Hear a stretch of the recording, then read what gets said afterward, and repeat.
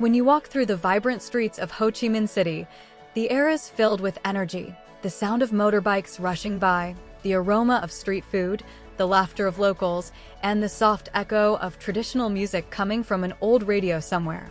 Amid all this modern chaos, there's something unexpectedly calm and timeless: the art of Vietnamese calligraphy, known locally as Thư Pháp Chữ Việt. It's more than just beautiful handwriting. It's a living bridge between past and present, between words and emotions, between soul and paper. For many Vietnamese people, calligraphy is not only an art form, it's a philosophy, a way of seeing life through the flow of ink. And for travelers coming to Saigon, the city that never sleeps, yet never forgets its roots, meeting a Vietnamese calligrapher can be one of the most unforgettable moments of their journey. Where words carry the soul. Vietnamese calligraphy has deep roots. It started centuries ago when scholars wrote in Chữ Han, Chinese characters, later evolved into Chữ Nam, and finally took on its modern form, Thư Pháp Chữ Việt, written using the Latin-based Vietnamese alphabet. At first glance, you might think calligraphy is simply about writing beautifully. But in Vietnam, each stroke of the brush carries meaning. The way the ink spreads, the rhythm of each line, and the balance between black and white, all of it reflects the writer's emotions at that moment. An old Vietnamese saying goes, "Net chu, net nuoi," your handwriting shows your character. And in the world of calligraphy, this saying becomes literal truth. A gentle, patient person's strokes are soft and balanced. A passionate artist's strokes may be wild and expressive. Each piece of calligraphy is a mirror of the artist's heart. When you hold a piece of Vietnamese calligraphy in your hands, you're not just seeing a word like love or peace. You're holding someone's feelings, discipline, and years of silent practice. The revival of a forgotten art. For a time, during the rapid modernization of Vietnam, calligraphy almost faded from daily life. Schools focused on modern writing, young people turned to computers, and brush and ink seemed to belong only to the past. But something remarkable happened. As the country opened its doors to the world and people began to rediscover their cultural identity, the art of Thư Pháp Chữ Việt found new life.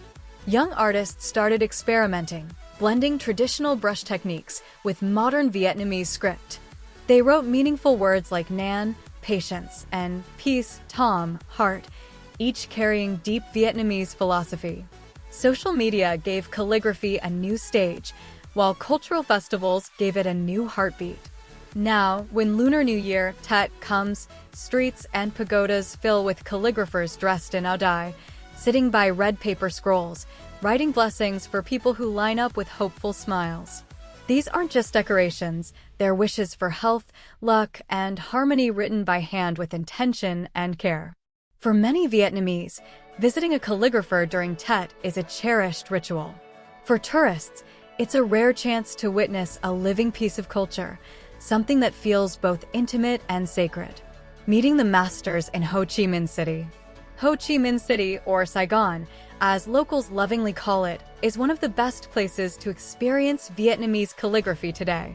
While the city is known for its skyscrapers, coffee culture, and nightlife, it's also home to quiet corners where tradition is alive and well. One such place is the Temple of Literature, Van Mu Tran Bien, where calligraphers often gather to perform and teach. Another is the Youth Cultural House, Na Van Hoa Tan Nien, especially during festivals and cultural weeks, when dozens of calligraphy tables appear and the scent of ink fills the air. Here, tourists can sit beside a Vietnamese calligrapher, usually dressed in an elegant áo dai or áo the, and watch as they dip a brush into black ink, their hand moving with gentle precision. Within seconds, a blank sheet of red paper turns into a piece of art, often accompanied by a smile and a conversation about the meaning of the chosen word. Many travelers describe the experience as unexpectedly emotional.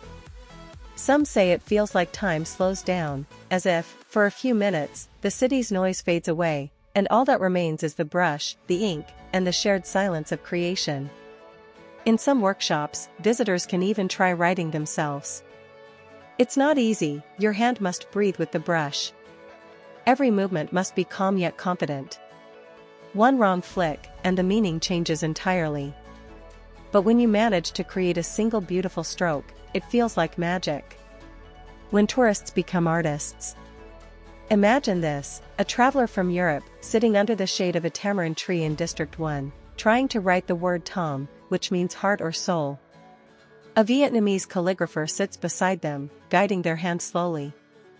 The visitor's brush trembles a little, ink dripping unevenly, but the artist smiles and says, "Don't worry. Let your heart move before your hand does." That's the essence of Thư Pháp Chữ Việt. It's not about perfection. It's about mindfulness, being fully present with each stroke. And that's why this art connects so deeply with travelers who are searching for meaning in their journeys. For many tourists, learning Vietnamese calligraphy becomes more than a cultural activity. It becomes a meditation.